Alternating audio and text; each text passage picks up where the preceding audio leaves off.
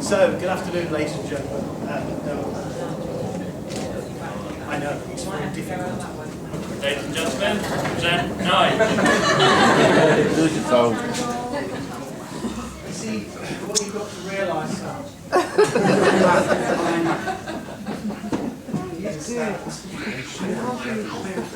as Ian said, doing what you're told is all part of the game. The most beautiful thing about it is, in my opinion, is to actually make the ladies believe they're in charge, and you can actually be in charge, and that's the good thing. Right, isn't it? So, good afternoon, ladies and gentlemen. When Amelia asked me to say a few words, my initial reaction was, wow. I have to say, what an honour. I wanted to snap her hand off immediately, but I was extremely reluctant to break the wedding protocol.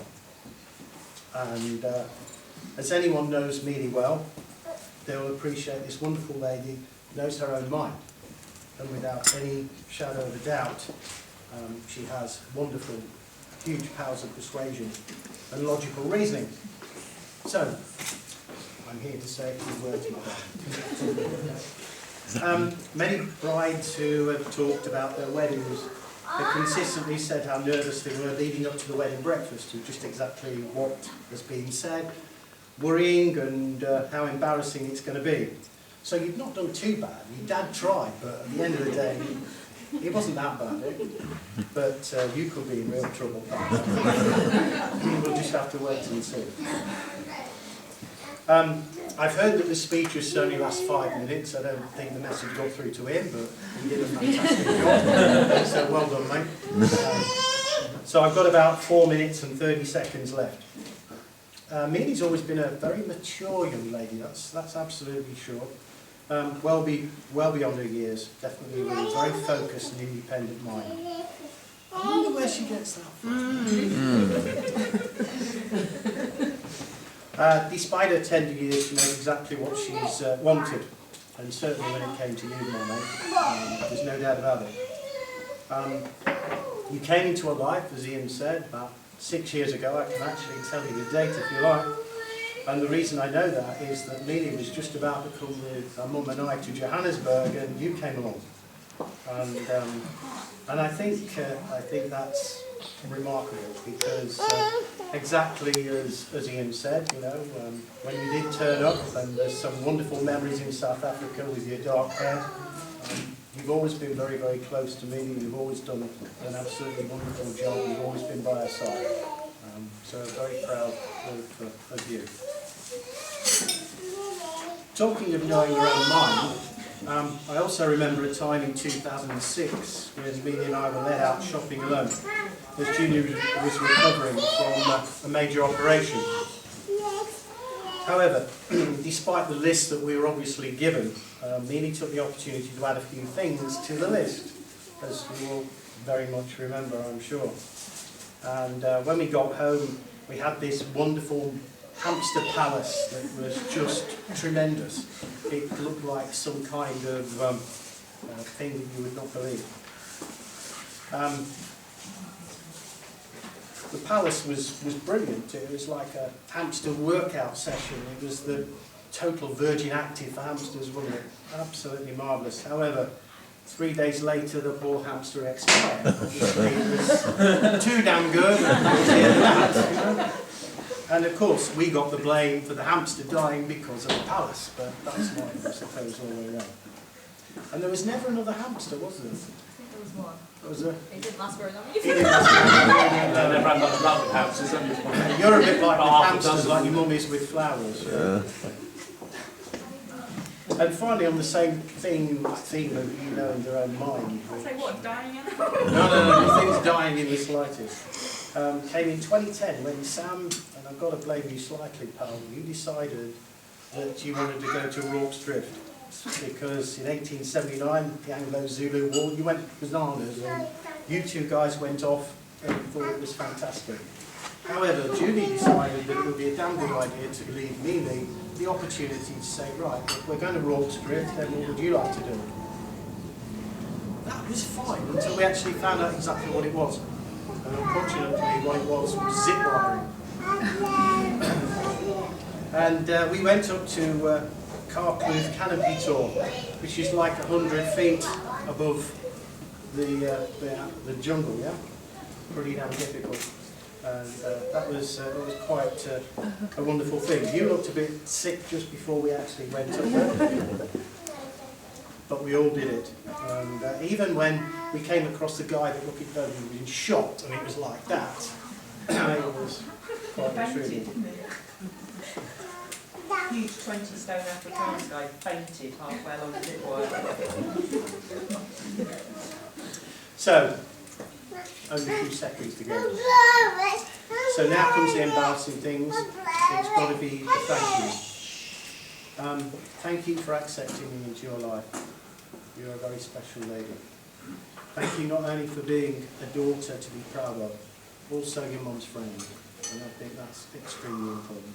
And I know your mum was immensely grateful for your wonderful support and comfort while we've been overseas. And at times it's been very challenging. And finally, thank you for being you. It's a privilege to know you. So my 5 minutes is almost up, and this amazing wedding has had a slight Disney thread, and as you say, mate, yeah, it is the second most important day in Amelia's life. So just to actually add to that, it's a little coincidence, because on this day in 1929, some 86 years ago, was the first original showing of The Carnival Kid. So, we have a little thing here for you two.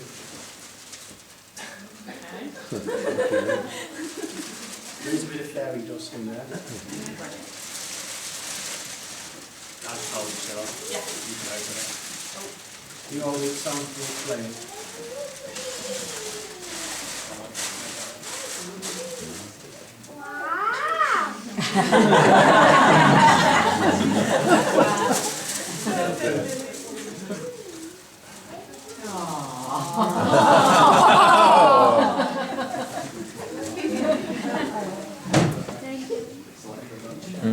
So, congratulations, Mr. and Mrs. Austin. We are sure you have a wonderful life together. And may all your troubles be little ones, because no one's actually got that one out yet. Thank you very much indeed for taking this opportunity. Your mum and I love you very, very much. So, if you would raise your glasses to Mr. and Mrs. Austin.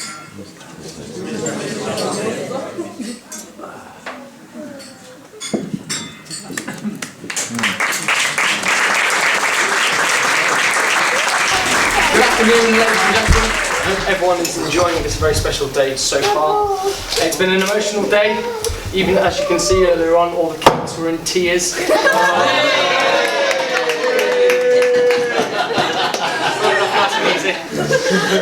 I was actually a little bit worried about how long my speech should last for, so I did ask around a few people. The general consensus was it should go on for about as long as it takes the groom to perform his duties in the bedroom. So with that in mind, ladies and gentlemen, I think I probably ran out of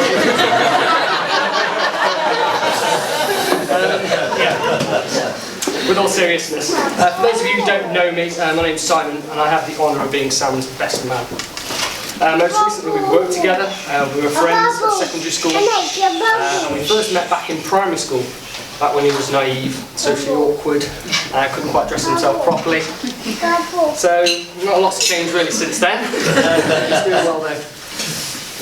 Now I have tried to take the responsibility of best man very seriously indeed. I would like to share with you some of my duties that I've been involved with.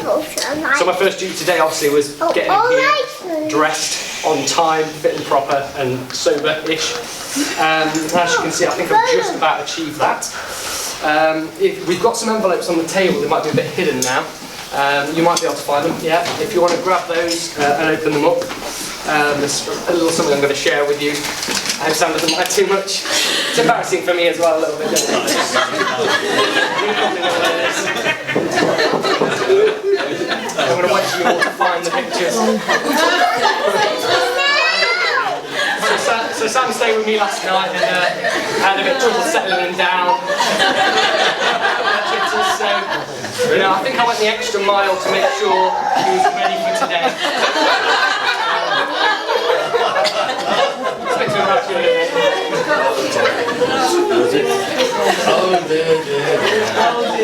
It's not what it looks like, I promise.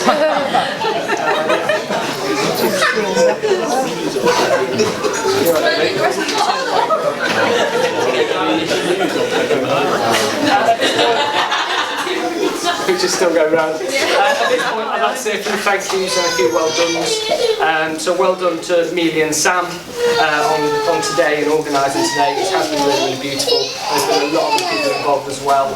So thank you to everyone who's made it such a special day. I'm sure we can all agree, I think I speak for everyone when I say that Amelia does look absolutely stunning today. So,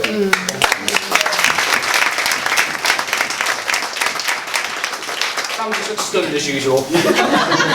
Don't worry about it.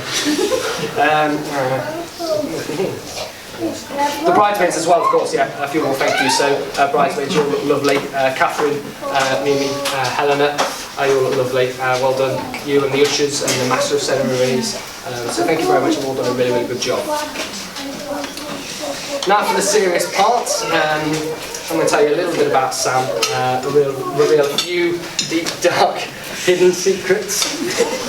Yeah, I'm enjoying the look of fear, Sam. Don't worry, I'm going to keep it a little bit, I'm going to try and keep it clean for you. I've actually put a line through all the inappropriate, dark stories I didn't really share. So,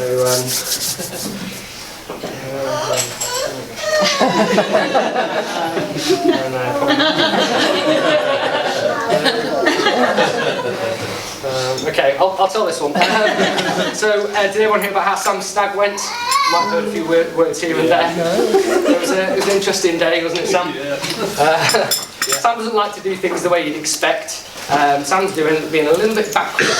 So we started off at my house. We had a nice dirty takeaway in the morning that sets up for the bubble football, which was probably a bad idea, all that food we ate. It was a great day at the bubble football. If you don't know what that is, we're in a big inflatable ball and we're running around playing football and all sorts of silly games, and it was a good laugh. All you need to know is it hurts. It looked a lot more fun than it was. It was quite it was rather painful for a lot of us. There's not a few miles on from that. But it was good fun. Unfortunately, we did get all bounced around and hot. We didn't really let Sam get off the pitch for very long, so by the end of it, bless him, he was almost passing out. We had to send him home. He got changed. He vomited a few times. We went home and had a nap. So yeah, a bit backwards there. Never mind. He did make it to the evening meal. We had him out for a little bit longer. He didn't touch much food, and unfortunately, he did go home early, 9:30. Poor lad. Didn't touch a drop of alcohol. But we have got plans for. Don't worry, we've got plans for the second one. Sorry for you having to call it a night early. The last night of freedom and all that. But there will be a stag night part 2. Don't worry, we'll tie him around the lamppost at some point and pull the cakes down. I'm sure that will happen. I actually had a little bit in here, and I'm going to make this up as I go along now. I was going to mention your proposal story. It was a lovely story. You shared it with us really, really well. So I'm going to skip through that. We've heard about how that went. What else have I got?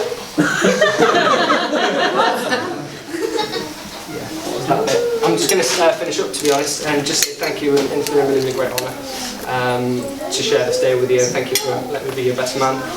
On behalf of the bride and groom, I'd like to echo what I said earlier and thank everyone for sharing this special day. So if you can all join me in another toast for 2 very special friends. This is the beginning of the rest of their lives together. May they always love, honour and cherish each other, just as they do today. Sam and Amelia.